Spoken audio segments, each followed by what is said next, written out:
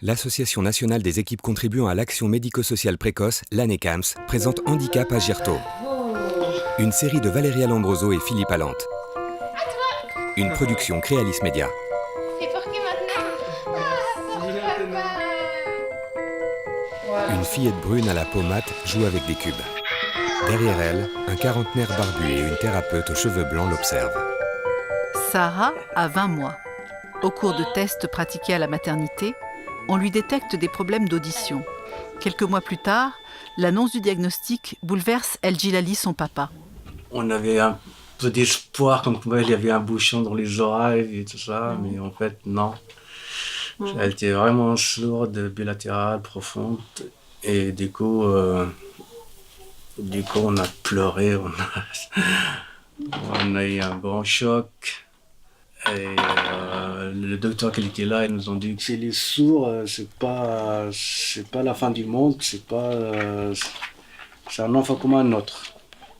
Il va se développer comme un enfant comme un autre, avec aucun retard. Il faut juste avoir un suivi. Non, tu veux pas mettre dessus. Ouais, tu le mets, regarde. Sarah s'agace. Ah oui, ça marche pas comme tu veux, hein. Depuis l'annonce du handicap, Sarah est suivie au centre d'action médico-sociale de Noisy-le-Sec. Ses parents ont fait le choix de lui faire poser un implant à l'âge de 18 mois.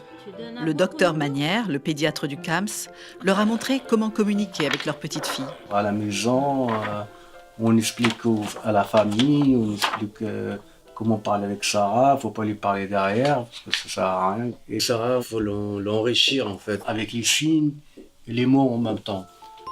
Le cerveau de Sarah va ainsi se constituer une bibliothèque de sons.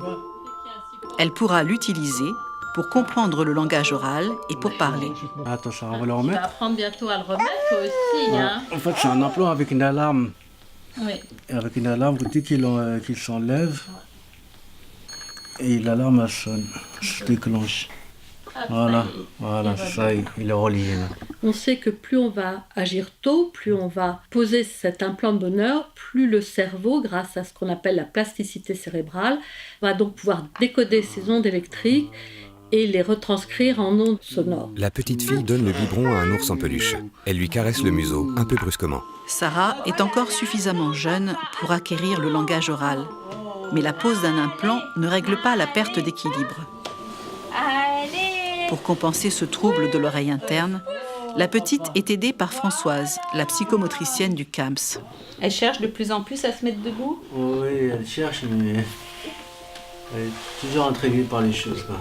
L'équilibre se fait aussi par le regard et par toutes les sensations tactiles, c'est-à-dire tout ce que les muscles vont donner comme information. Donc ce que je travaille, ce sont vraiment la prise de conscience des appuis, qu'elle puisse trouver des appuis manuels pour se stabiliser, qu'elle puisse passer d'une posture à l'autre facilement. On descend. Eh oui, tu montes. Avec le soutien constant de son papa, Sarah apprend d'autres façons de percevoir où se situe son équilibre. Où il est, papa? Un tapis relevé forme un tunnel. Sarah fonce à l'intérieur vers son papa. Dans les étapes suivantes, ça va être le fait qu'elle ait de moins en moins besoin d'appui au niveau manuel, hein. Donc lâcher petit à petit ses appuis manuels pour pouvoir se stabiliser et pouvoir marcher. Plus tard, des parents et leur bébé font une ronde. Une thérapeute les suit avec un tambourin. Une fois par mois, Sarah et son papa participent à un groupe bébé. Ces rencontres donnent l'occasion aux enfants sourds d'apprendre à communiquer avant le langage.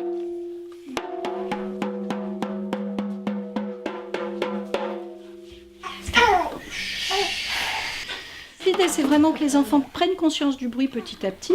C'est facile avec le tambourin parce qu'il y a même les vibrations qui passent. Et là, elle prend l'initiative de faire son jeu. Elle tape et puis pouf, elle s'arrête et elle montre que tout le monde doit s'arrêter. Papa, papa. Sarah est arrivée au groupe bébé avant la pose de l'implant. Et depuis, elle est devenue attentive au son. Il a fallu beaucoup travailler sur le fait que l'implant, c'est pas magique, même si ça peut le paraître comme ça, mais qu'il y a quand même un travail à faire après l'implant pour que le son prenne sens. Sarah a toutes les chances de se développer normalement.